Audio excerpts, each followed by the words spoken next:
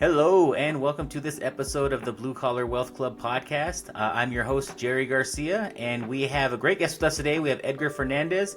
He's going to talk to us a little bit about business funding, a little bit about prepping your business to exit. He's with a company called Acquire, Scale, and Exit. So this would be a very valuable episode for anybody who, everybody should be prepping their business for eventual exit because A, it's just going to be more profitable for you in the meantime, and B, it's what makes your business as valuable as possible when you do eventually want to exit. So welcome to the show, Edgar. Tell me a little bit about you and your background. Thank you for having me. So I guess I'll start off with my corporate background. So I have about 8 years of corporate IT. I realized that I didn't like it all that much. So I would say about 2017, I started doing freelance marketing in parallel to my salary job basically, and then it was mostly work from home, so I was able to work basically 2 full-time jobs because of that. And then vis-a-vis a group called digitalmarketer.com, I used a lot of the training, and they partnered with a guy named Roland Frazier in about 2020 during COVID, during the pandemic. Sure. And in 2020 they launched this program called Ethical Profits in Crisis.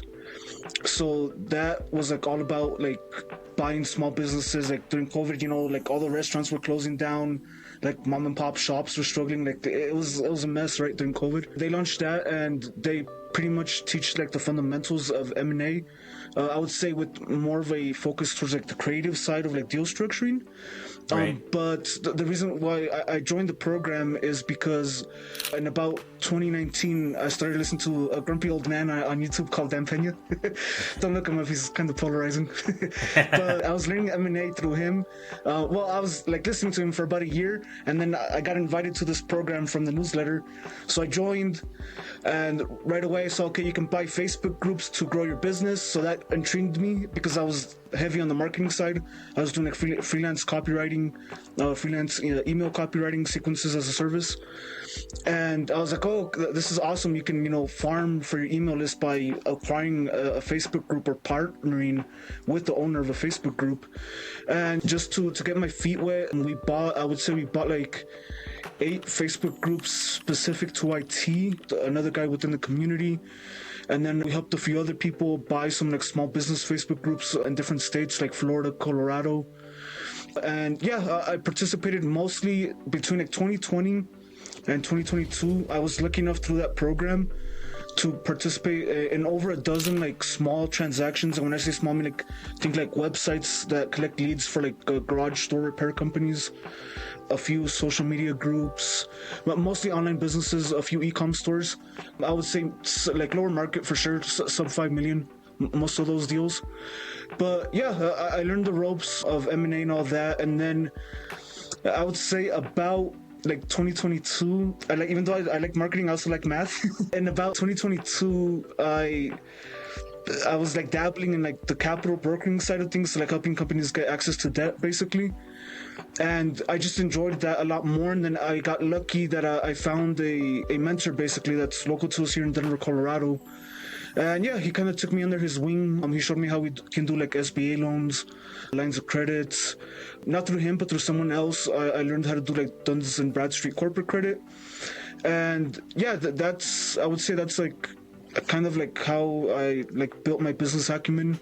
And then one thing that I did skip in 2023, I joined a wellness retreat basically to help them prep for exit.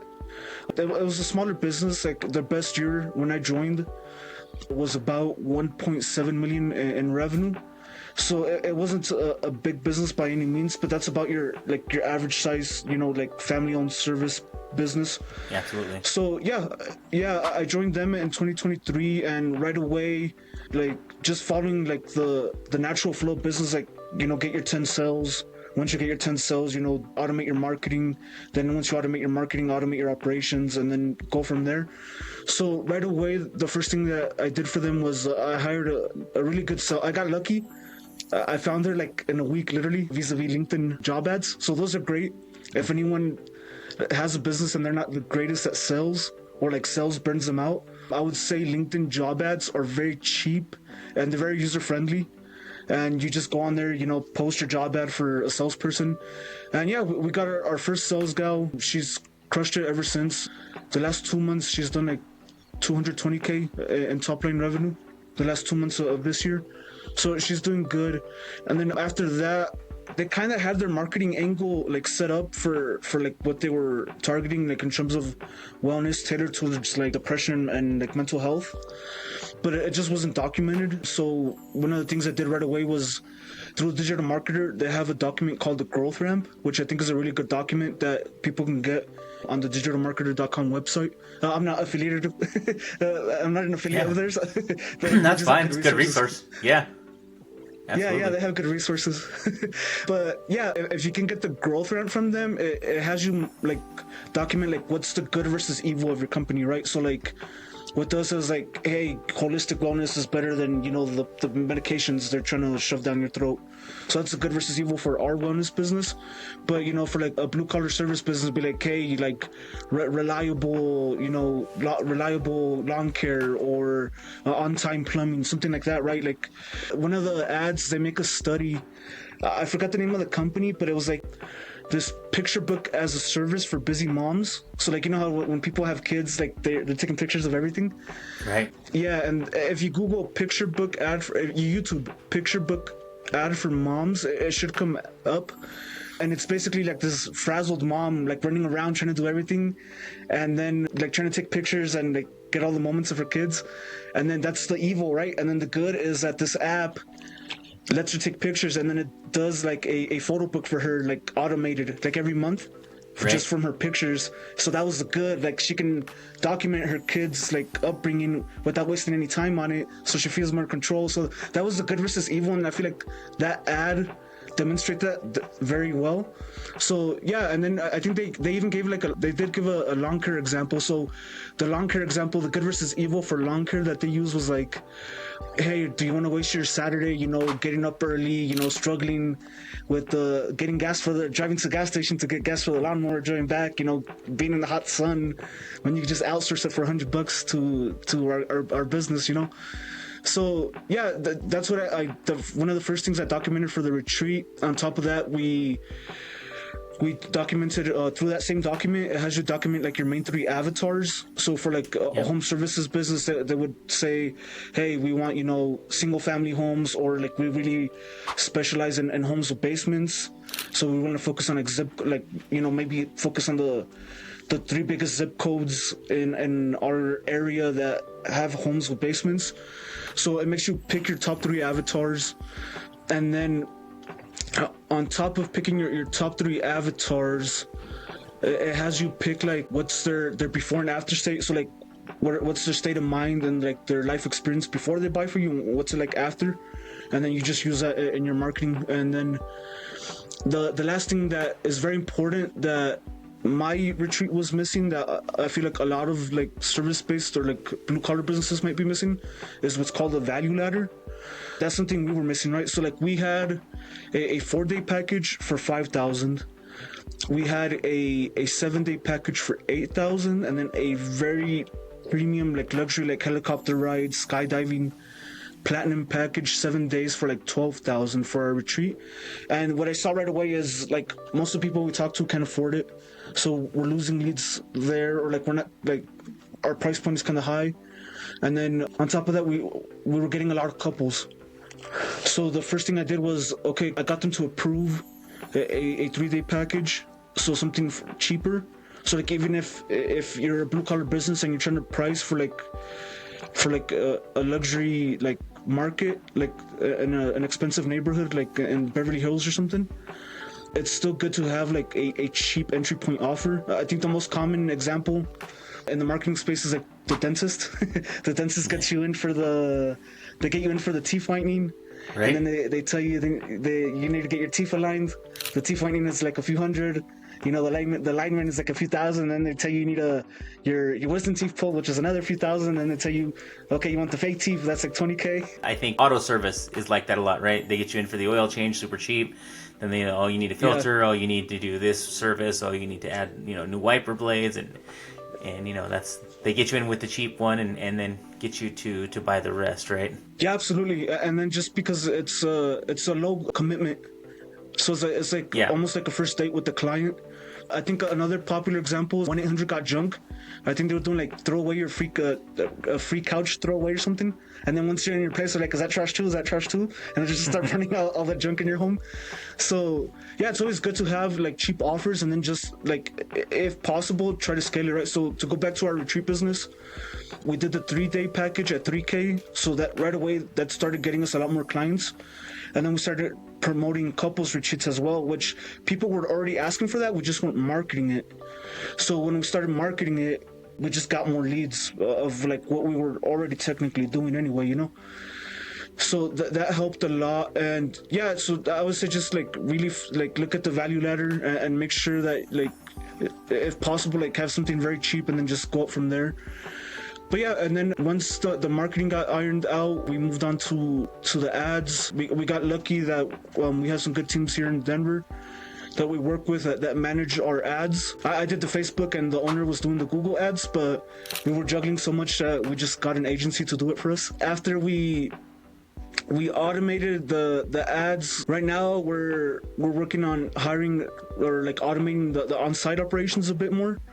Like I would say like that's like the normal trajectory that like any service-based business would go through, even a blue-collar business. And like you said, like the auto shop, that's another perfect example to look at, like how they get people in and then upsell them on other items. Yeah, so you help businesses a lot with kind of preparing for exit. Tell us a little bit about, some of the steps you take there to really help them increase value, because I know it's something that, businesses should focus on whether they're planning to sell or not, right? It's just a good idea to start your business practices in such a way that it makes it more saleable in the end. Yeah, absolutely.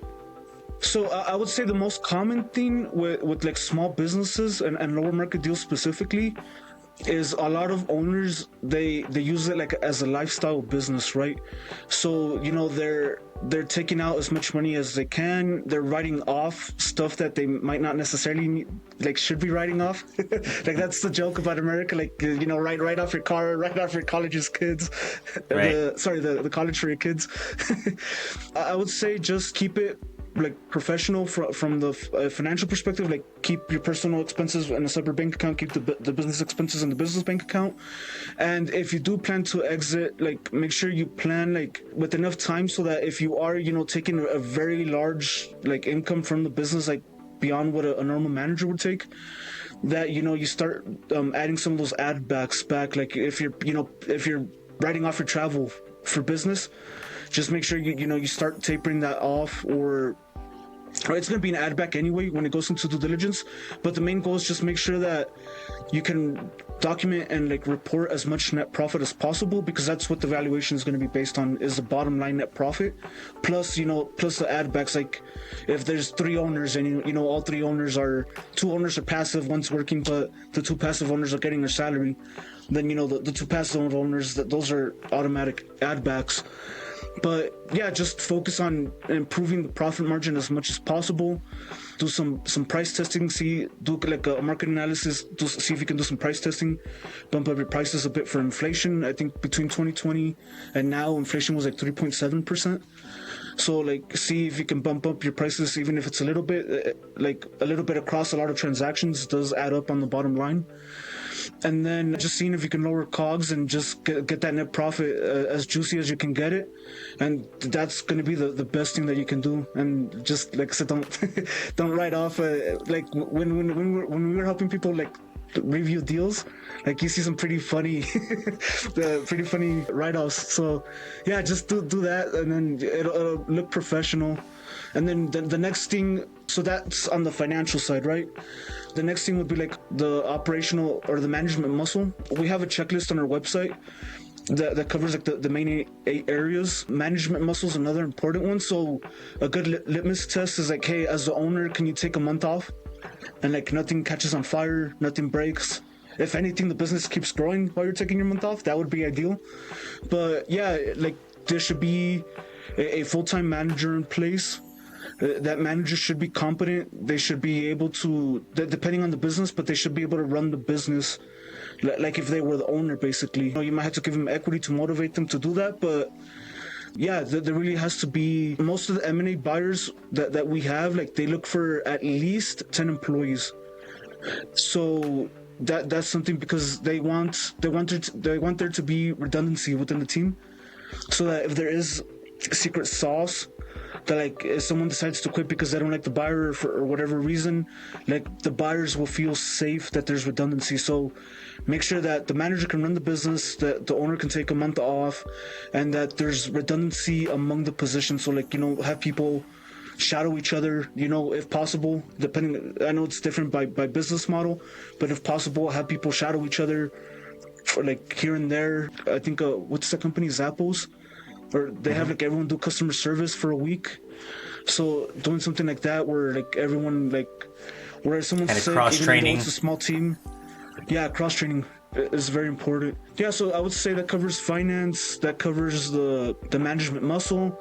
The next thing would just be, another thing that we see is like very lack of documentation, basically, right? So literally everything should be in like an SOP, right? Like when someone comes in the door and they meet the receptionist, this is how receptionists should greet them. Like have a script for like everything, document everything.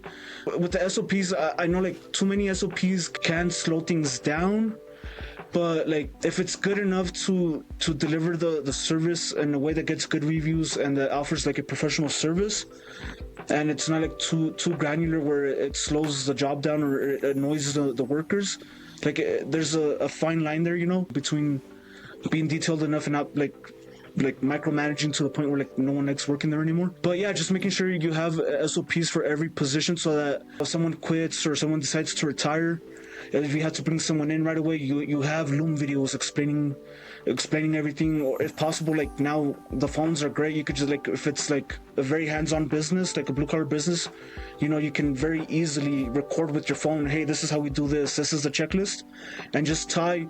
I feel like that works best for our team, because like they work with their hands a lot as well, because it is hospitality, is have an SOP with both a text checklist and video. I would say that's like, just make sure everything's documented.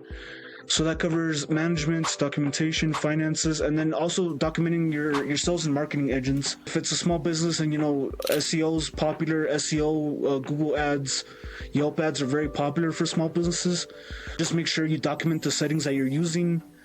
If possible, have like a spreadsheet of your historical results, like, hey, we spent 500 on Yelp and we made 5,000 from that 500 on Yelp, and we spent 5,000 on Google, we made like 50,000 from the Google ads. So yeah, just making sure you document all that, and then document the settings within the ad platform, whether it be Google, Facebook. I know like TikTok is getting popular, like all that creative, so that's a bit harder to document because it is very creative, so that's kind of more like an artsy thing.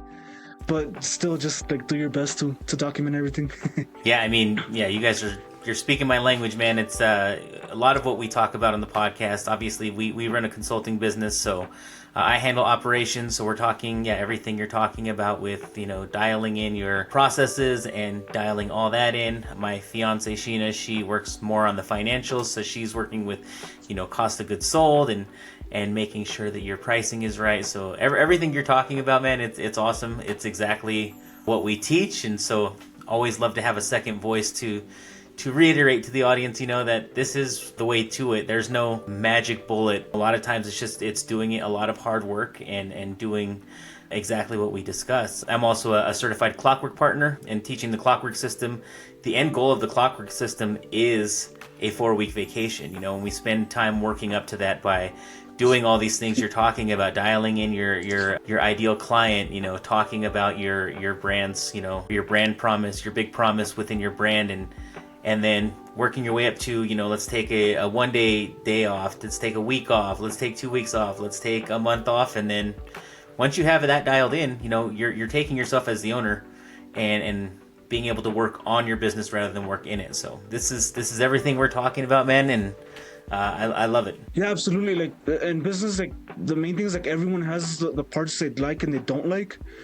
Sometimes as a small business owner, like you have to suck it up and like do the parts that you don't want to do. But at the end of the day, like the majority of it is literally a checklist. So it's like, even if it is boring and you don't like it, like it's like the cost of doing business, right? So like, and most of it is a checklist. Like I'm sure the program you just mentioned, the clockwork program, like I'm sure like it's very like thorough and checklist and documented, right? So yeah, like even if it's not your strength or it's not your, like, you can always outsource as well. So like if you absolutely hate doing something, then like, okay, just outsource it. But yeah, like I would say just like, you know, take a breather. If you can muscle through it. If not, just outsource it and just make sure like the whole checklist gets done, you know? Yeah, I mean, the second you have a piece of your business that you don't like doing, then, you know, maybe that's your first hire, right? Yeah. Hire somebody with the skill set and the desire to do that thing you don't like to do, because it's a waste of your time and energy to keep doing the thing that you don't want to do. I mean, you have to, like you said, especially when you're first starting out. You're smaller, you know, everyone's kind of filling multiple roles and wearing multiple hats, but once you get to that point where you're ready to hire somebody, or probably a lot before you think you're ready to hire someone, once you could take that off your hands, it just frees up your mind, it frees up your energy to focus on the things that you are great at and you're best at, and that will help your business thrive. So that's why we always talk about making that first hire probably before you're comfortable with it, as long as your finances can handle it. Yeah, and then to touch on that, like, there's a lot of capital options. Like if there's like something that sells, is probably, for a lot of businesses, it's that good salesperson.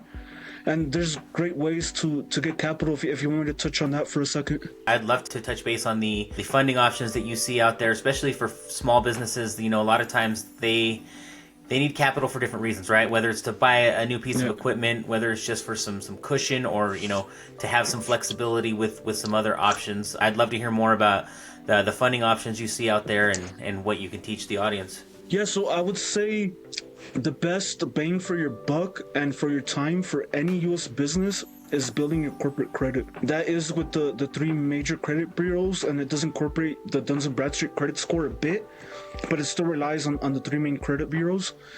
And basically how that works is, on the personal side, you have your social and then your personal credit score, right? On the business side, usually a small business is an LLC or an S Corp. And then on top of that, it has what's called the EIN, which is the tax ID for the company. On top of the EIN, you can have what's called a Dun & Bradstreet score to track like your merchant accounts. And basically, like, we work with a great team that basically, like, even if it's an empty LLC, if the principal of the business has a 700 personal credit score, they can get about $120,000 in business credit cards at a 0% interest rate for 18 months.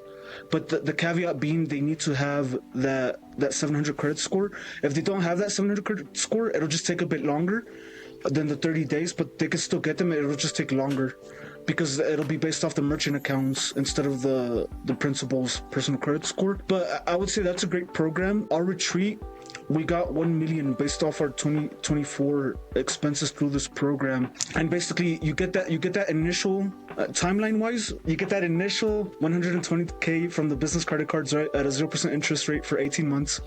And then over a few months, you get an additional 130K in corporate lines of credit. These are great because they're basically bank accounts, right? So think liquid cash that you can draw on, especially if you're a blue collar business. You know, some of your employees, you know, you might need cash for certain things. So yeah, it's just liquid cash, unlike the credit cards, where the credit cards you would have to, like, you could do like cash withdrawal, but they usually take like a percentage on that. So that's the nice part about those. And then right now, like, most lines of credit have about like a 9.5% interest rate. It's usually 2 points above prime ballpark. So right now prime is, I think, like 7.25 ballpark. The interest rate on the lines of credit would be about 9.25. But yeah, so that's how it starts. So that scenario, that initial 250K between the 120K and the business credit cards and the 130K in the corporate lines of credit, that would apply to pre-revenue startups, small businesses. Even if your business isn't making that much, you can still get it. And then the cool thing is, if your business is like very profitable and you have a lot of expenses, the team that we use, they report your expenses to the three credit bureaus. It's kind of like one of the apartment complexes that I used to live in. They would let me report my rent to my personal credit score. So it's kind of the same concept, but instead of reporting your rent to your personal credit score, you're reporting your business expenses to the three bureaus. And that's how my retreat got that $1 million line of credit from our 2024 expenses. And yeah, I mean, I recommend it to all U.S. businesses, especially in the startup phase when your capex is high, right? So like, if you're a blue collar business, usually there's going to be equipment involved, the new hires that we talked about. So all of that is literally expenses that can be reported to the credit bureaus, and some of them are substantial. You know, like trucks. I know trucks, certain machines are like very expensive, and like almost like life insurance. Like, why? If you're gonna buy it, like at least make sure you can expense it, you know, and like have that dollar revolving. I would say that's the best thing that every business should be doing, because you literally have access to it for just existing as a U.S. business, like the greatest country on earth, right? Like, so what's the best way for someone to get started on trying to get themselves these lines, or establish themselves enough so that they qualify? We use a company called TJ Corporate Credit. They do it for you. If you want to do it yourself, people that do it, a lot of people that try to do it themselves get jaded because they miss some steps, or they don't do it right, and they're like, oh, I spent all this time and I didn't get squat. It's so cheap. The service is literally, they range from 2K to 5K packages, so like it's dirt cheap for the ROI that you get, and it's one-time fee, so like there's no success fees or secondary fees. For how much it costs, I think it's the best bang for your buck, because like we do SBA loans, we do lines of credit. Even though it competes with us, I still tell everyone, like, get it. Like, if you get an SBA loan, you can refi the SBA loan with this. Just get it, and you know, in a year you can look at your options, and if you want to refi, you can. If not, you just have a second line of credit sitting there. You don't have to use it, you know. But yeah, the company we use is TJ Corporate Credit. If you want to do it yourself, there's a company called doctorofcredit.com. It's a free one, along with creditkarma.com. So what people will do is, the first thing is you have to get like a really good virtual office address.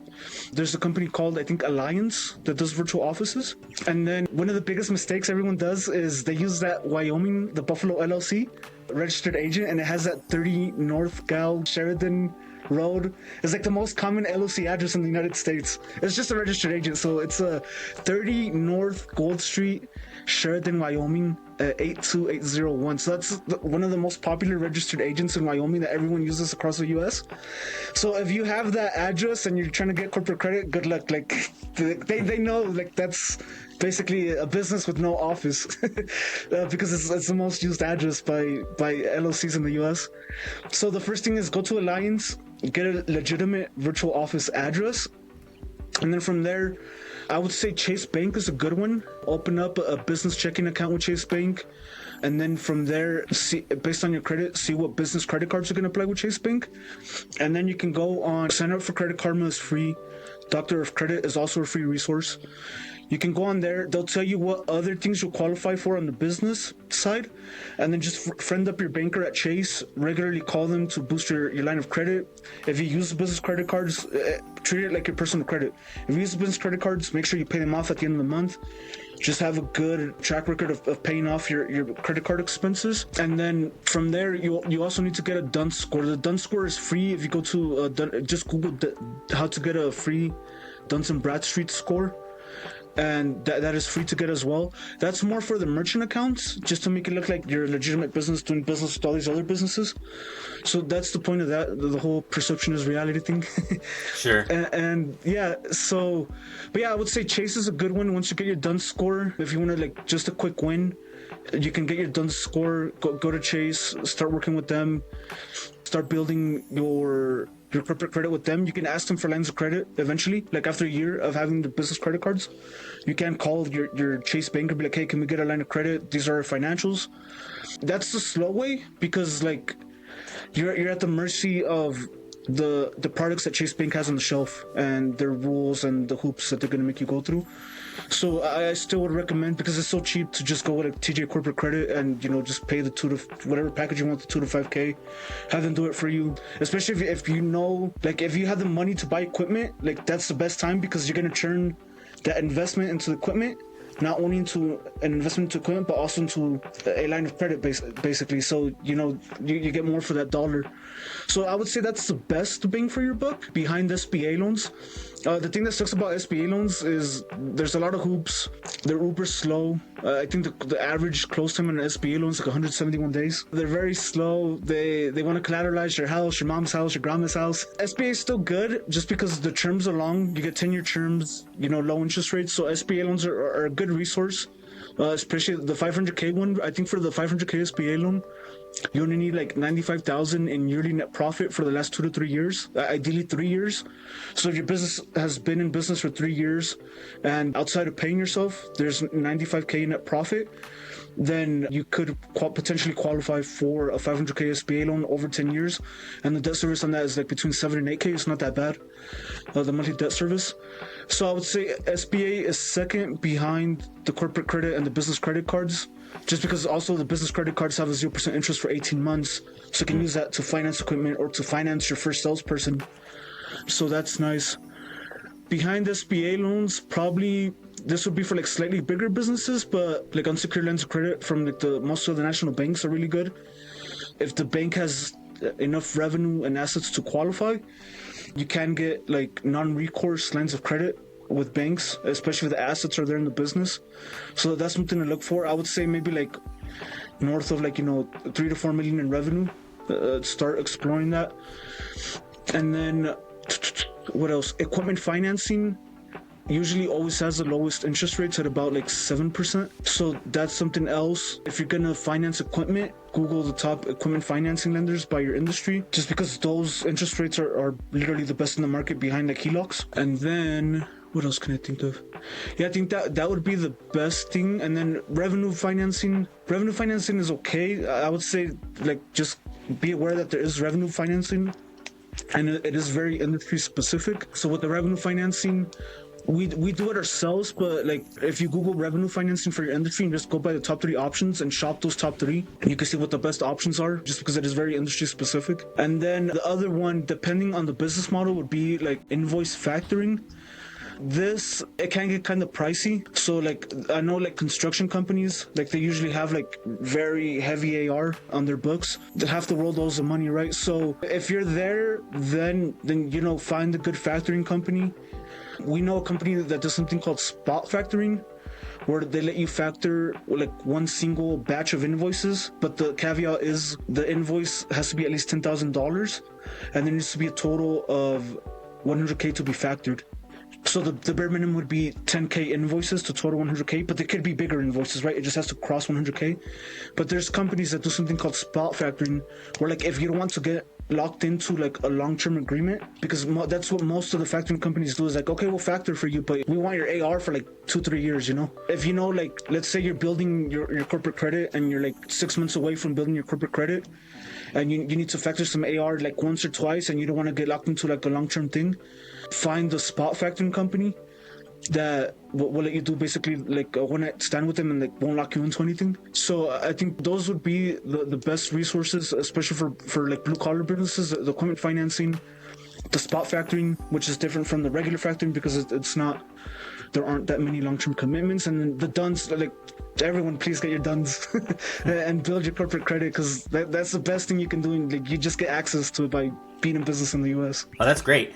Now, if somebody wanted to kind of reach out and get some more information from you, or see if if some of the financing that you guys offer could help them, what's the best way for people to get in contact with you? Yeah, so our website it's a long URL. It's acquirescaleandexit.com. It's a bit of a long URL, but it's spelled normally, so acquire, scale, and exit.com. If you go to our website, we do have a capital application along with a commercial real estate application. If someone is doing, like if they're buying a property and they want to like see what the best options are for a CRA loan. So I would say vis-a-vis our website, just go to our website. There's an intake form on there. It literally takes like 3 minutes. Don't be embarrassed if your business is a startup. Like we help a lot of like startups and small businesses, especially through that DUNS program. So like don't be embarrassed about filling out the questions on there. I mean, you are where you are, and the whole purpose of the questions on the intake form is for me and my team to get a clear picture and quickly point out all the options, right? So because we're independent, we're not tied to like a shelf of products with the bank. So like if someone fills out a form and I know they qualify Like usually when someone fills out the form, I usually give them like at least 3 options. Usually the duns is usually one for sure. So like, hey, get your duns. And then from there, if they qualify for a line of credit or an SBA loan, like I'll be like, okay, you qualify for this. I would say, hopefully I don't have to watch my back after saying this, but try to avoid MCA loans, merchant cash advance loans. 20 to 40% is like very like predatory, like mafia-esque. It's like, yeah, exactly. Avoid SBA loans at all cost. That's another reason why I harp on the duns, because whatever money you're getting vis-a-vis an MCA loan, you can get that amount very easily through the DUNS program and the business credit cards. So just there are better options out there. Avoid MCA loans. But yeah, when people fill out the application, it takes them a few minutes. Don't be embarrassed to fill out all the questions, and yeah, wherever you're at, we'll just point out all the options, and then we'll make the connections and get the ball rolling. And yeah, I would say most of the people that we talk to end up happy, and like that they at least, even if for whatever reason they don't like the option, they at least know the options, and then they can, you know, make their own decision based on that. Yeah, I think that's a great point, that, you know, people shouldn't be afraid to apply just because they have their own perception of what they would need to qualify, right? Because, you know, there's a lot of different programs out there, and, you know, so you may be sitting back and not applying or not reaching out for funding because you think your business is too new, or you know, you haven't made enough money. But yeah, I think it's a great point to just reach out and try and fill that out, just to get an idea of, you know, what, if anything, is available for you out there. Yeah, absolutely. What's the saying? The squeaky wheel gets the grease. Exactly. Yeah. Well, awesome. Well, thanks for your time today, Edgar. I do like to ask, you know, before anyone hops off the interview, if there's a book that you've read that you recommend to others as a means to learning something that's helped you out throughout your journey. Yeah, for this audience specifically, my favorite books for like becoming like a well-rounded business owner, I would say are like Built to Sell by John Warlow, The Rockefeller Habits. Both of those are like separate business systems, but there's a ton of overlap across all the business systems. So I feel like just reading 2 of them, you kind of see like okay, what the similarities are, and you can make your own in your head, kind of. And then I would say like the Ultimate Sales Machine. I forgot who the author is, but that's a great book, the Ultimate Sales Machine. And then anyone that is tentative about like outsourcing, what's the book where he talks about like being in the business versus being above the business? What was that book called? Oh, there's a lot of them. The E-Myth talks about that a lot. E-Myth. There we go. Yeah, the E-Myth. Yeah, the E-Myth. Yeah, so there you go. Yeah, the E-Myth. So yeah, there we go. So the E-Myth. Sorry, I haven't read it in a long time. So the E-Myth. Like, sorry, I know you said one book, but I feel like that's fine. With those, it'll fix, like, it'll get you into like the business owner mindset, and like even if you're not looking to sell it, like get it as automated as possible. You just have better quality of life. You know, you can work with Jerry and use the systems to like just automate it as much as possible. And like, yeah, like my client, the retreat, like he was just chilling like most of last year, and like the business was growing because we were just automating everything, you know. It's a beautiful thing, right? Yeah. Awesome. Well, thanks again, Edgar. I really appreciate your time. We'll have to have you back on. Yeah. We can discuss, you know, different business tactics forever. But really appreciate you taking the time to come on here and teach the audience about some new things. And we'll throw all your contact information in the show notes. So if anybody needs to reach out and ask you any questions, it's available. Awesome. Thank you for having me. And yeah, hopefully people get value out of this. Awesome. Well, thanks guys for listening, and thank you. And we'll catch you on the next episode of the Blue Collar Wealth Club podcast.